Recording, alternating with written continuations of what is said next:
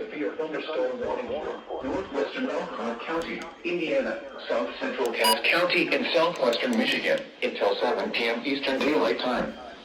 At 6:24 p.m. Eastern Daylight Time, a severe thunderstorm was located near Edwardsburg, or near Simonton Lake, moving northeast at 15 miles per hour. Yay! Hazard, 60 miles per hour in gusts and penny-sized hail. Yay! Source, radar indicated.